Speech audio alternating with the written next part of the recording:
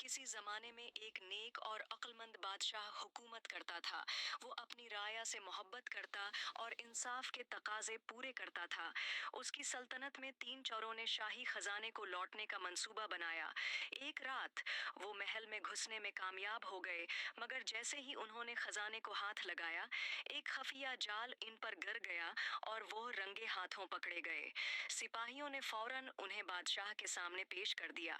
बादशाह ने उनसे नरमी से पूछा, तुम चोरी क्यों करते हो?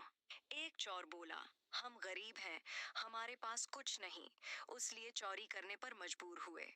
बादशाह ने सोचा कि उन्हें परखना चाहिए। उसने हुक्म दिया कि तीनों चोरों को अलग अलग कैद में डाल दिया जाए और 3 दिन तक सिर्फ पानी दिया जाए। 3 दिन बाद उन्हें दोबारा दरबार में पेश किया गया। पहला चोर बोला, मैं अपनी गलती तस्लीम करता हूँ, अब मेहनत से कमाऊंगा। दूसरा चोर भी नादिम हुआ और कहा, मैं भी तौबा करता हूँ।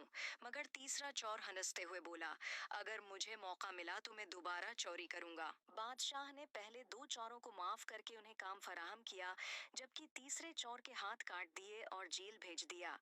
नतीजा, ये कहानी सिखाती है कि जो अपनी गलती तस्लीम कर ले, उसे सुधरने का मौका मिलना चाहिए, लेकिन जो बुराई पर कायम रहे, उसे उसके अंजाम तक पहुंचाना जरूरी है।